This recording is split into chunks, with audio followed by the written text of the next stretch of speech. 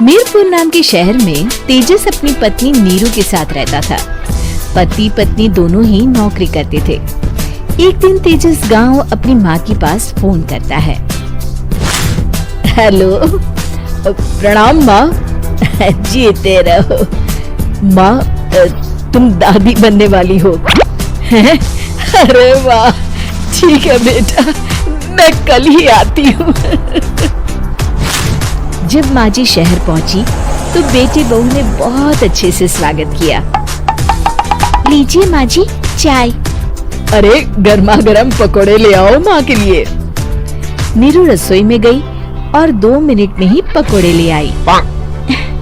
जी ये लीजिए। बहू जादू से बनाए हैं क्या? अभी तो रसोई में गई थी। यम्मी। माँ जी, शीला रसोई में पकोड़े तल रही है, मैं बस लेकर आई। हे भगवान, मेरा धर्म भ्रष्ट कर दिया तूने। अब तो गंगा जल से शुद्धिकरण करना होगा। दूसरे दिन, माँ जी मैंने नाश्ता बना दिया है, ऑफिस जा रही हूँ। पर अभी तो घर का सारा काम पड़ा है। शीला आती ही होगी, झाड़ू पोछा बर्तन कपड़े वो सब कर लेगी। हमारे जमाने में घर का सारा काम हम ही करते थे। जी माँ जी, आप बहुत होशियार हैं, मैं घर ऑफिस दोनों नहीं संभाल पाती। तो जरूरत क्या है घर से बाहर जाकर चाकरी करने की? वैसे भी घर का काम खुद करने से घर में बरकत आती है, समझी? पर माँ जी। पर वर कुछ नहीं, इस महीने की पगार मिले फिर ऑफिस बंद। हाँ।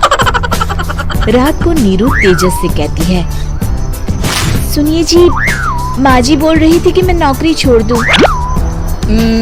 वैसे ठीक ही तो है, अभी तुम्हें आराम की जरूरत है।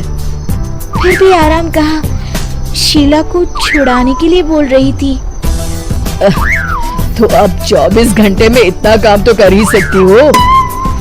पर जॉब पसंद है मुझे, घर पर मन नहीं लगेगा। अगले दिन जब दोनों ऑफिस के लिए निकल रहे थे, मेरी तो कोई कीमत ही नहीं है इस घर में। माँ जी, आजकल महंगाई बहुत है, रहन सहन भी बदल गया है, दोनों नौकरी करते हैं तभी ठीक रहता है। अच्छा, तू कहना क्या चाहती है? मेरा बेटा तुझे बिठा के खिला नहीं सकता? तू ही इस घर का खर्च चला रही है, हैं? नहीं माँ जी, मेरा वो मतलब नहीं था। मतलब खूब समझती हूँ, ये बाल धूप में सफेद नहीं किए मैंने। हाँ। अब तो ये रोज का काम हो गया था। तेजस भी रोज की झिकझिक से परेशान हो गया था। एक दिन उसने कहा, नीरू, वैसे भी तुम्हें मैटरनिटी लीव मिलने वाली है, तो अभी से ही छुट्टी ले लो। पर क्या, मेरी सैलरी अच्छी खासी है। आखिर नीरू ने रिजाइन कर दिया। जब बच्चा हुआ तो घर में सब बहुत खुश हुए। कुछ दिनों बाद तेजस फाइल देख रहा था। क्या हुआ तेजस, कुछ परेशान लग रहे हो? हाँ, वो हमारी जितनी सेविंग्स थी वो तो हॉस्पिटल में और छठी के फंक्शन में खत्म हो गई है नीरू। और अभी वैसे मंदी चल रही है तो मैं बोल रही थी कल मुन्ना को हेपेटाइटिस का टीका लगवाना है। नीरू, क्या पोस्टपोन नहीं कर सकते? नहीं जी, बिल्कुल नहीं। अब तेजस को समझ में आ रहा था कि उससे गलती हुई है। पैसों की कमी का असर घर के माहौल पर भी पड़ रहा था। अगले दिन, बेटा मेरा चश्मा और ये दवाइयाँ ले आना, पर्चा देते हुए माँ जी ने कहा। जी।